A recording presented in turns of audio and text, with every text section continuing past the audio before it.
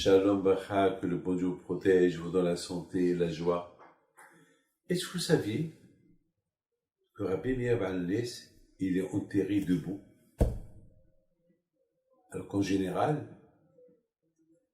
lorsqu'on enterre quelqu'un, on l'enterre allongé.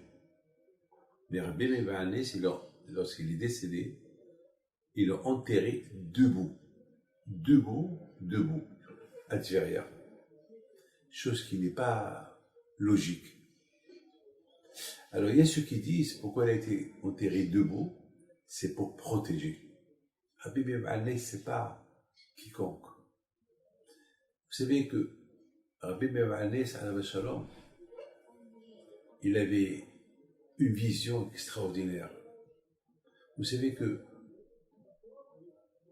il y a des millions d'histoires sur Rabbi Meir Baal Hanès. D'ailleurs, on l'appelle Baal Hanès, celui qui a fait les miracles, le faiseur des miracles. Le faiseur. Et c'est quoi? Alors, on peut expliquer le mot miracle à deux façons. Ou le miracle, c'est que vraiment il faisait des miracles. Il faisait beaucoup de miracles. Ou bien, le miracle, c'était, on l'appelle la lumière. Vous savez, on l'appelle Rabbi Nehorai, la lumière. Il avait une lumière. Il était l'ami intime de Rabbi Shimon Bar Yochai. D'ailleurs, c'est la raison pourquoi il y a un espace de temps entre les deux qu'on leur fait la Hilula. Mais ce qui est important pour vous de savoir, c'est que lui était une lumière dans la Torah. Il était le seul qui a pu étudier la Torah avec un rabbin qui était athée. Ce rabbin, lui, était athée. Et il s'appelait Elisha Ben Abouya. Il était athée, malheureusement. Il était un grand tzaddik au départ et devenu athée. Et c'était le rabbin de Rabbi Meir Baal Hanès. Et une fois, les Hachamim, ils ont dit à Rabbi Meir Baal Hanès, mais pourquoi ton maître, tu étudies la Torah avec un athée, avec un qui est un assassin, un athée? Il s'appelait, en plus, il avait, le rabbin de Rabbi Meir Baal Hanès, il n'avait pas de kippa. Il prenait sa kippa, il se rasait, il n'y avait pas de kippa, mais il était un monstre dans la Torah. Un monstre dans la Torah. Il est devenu athée parce qu'il avait un juif qui était religieux, qui a voulu accomplir la mitzvah une mitzvah. Il a vu qu'il est tombé, il est mort. Il a dit comment? Ce monsieur-là, il voulait accomplir une mitzvah, et celui qui a accompli cette mitzvah, il doit avoir une longue vie. Il est mort. Alors ça veut dire qu'il est devenu athée à cause de ça. Qu'est-ce que nous on va dire lorsqu'on a vu la Shoah? On a vu des 6 millions de juifs tués, des grandes tzadikim tués. Qu'est-ce qu'on va dire? Est-ce qu'on est devenu athée? On a accepté le joug d'Hachem. Vous savez, il faut pas. C'est pas parce que celui qui cherche des excuses, pourquoi Dieu a fait ça, pourquoi Dieu fait ça, pourquoi Dieu fait ça. Ceux qui se posent des questions comme ça, c'est-à-dire qu'ils cherchent des excuses pour échapper à la vérité. Vous savez, il faut savoir accepter. Vous savez que vous croyez que moi aussi j'ai pas des questions. J'ai des milliards de questions. Mais je sais qu'il ne faut pas que je me pose des questions. Parce que si je me pose des questions, je vais faire plaisir au Yitzhara. Je vais faire plaisir au Satan, parce que le Satan, il est heureux de m'entendre avoir des doutes et des questions. Parce que j'ai des questions que je n'ai pas de réponse. Alors vous savez comment je me contente? Je dis, bon, après 120 ans, il y aura un seul qui va me donner des réponses, c'est le bon Dieu. C'est tout. Entre-temps, j'ai des questions que je peux poser à personne, parce que personne ne peut me donner des réponses. Parce que même si je te donne une réponse, tu vas me poser 1000 questions sur ma réponse. Alors c'est mieux de chitika, comme il dit à Bishimon de Pegavot, c'est mieux de se la fermer la bouche.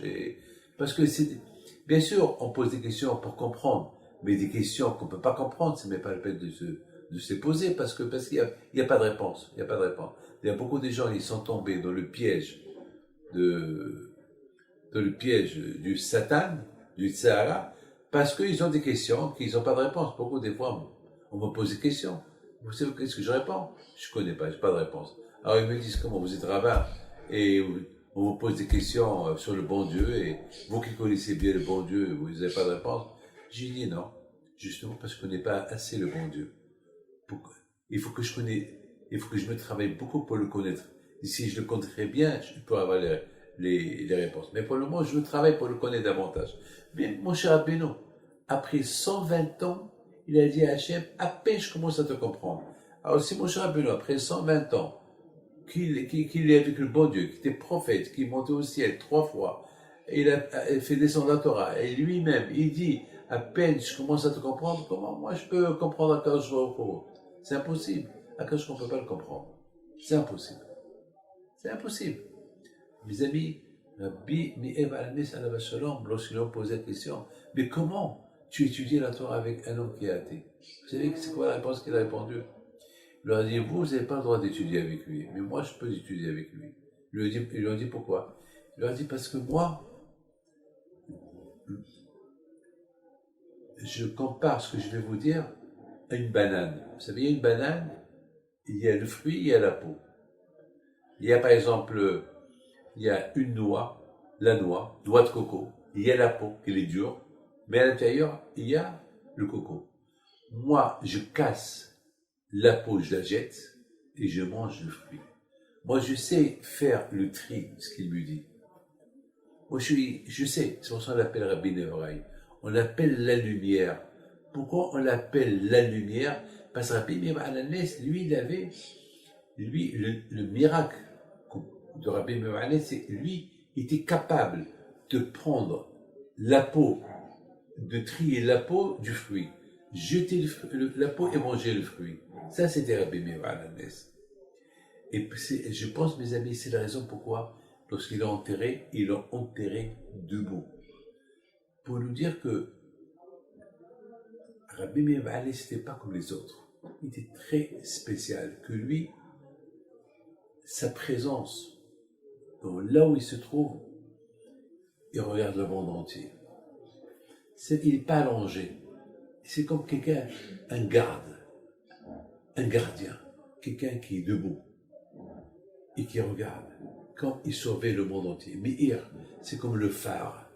Le phare, vous savez, lorsqu'il y a un port, il y a le phare qui avertit les bateaux de ne pas s'approcher parce qu'il y a des rochers. Rabbi Meir Alanes, c'est comme le phare qui protège par son zérout tout le monde entier par sa Torah. On l'appelle la lumière.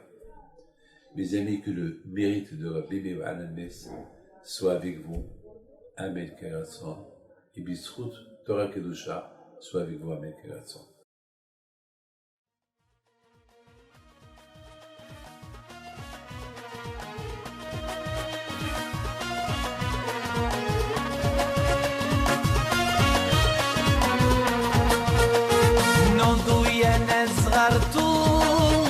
على ربيع حي بنتو وقف لنا زي خو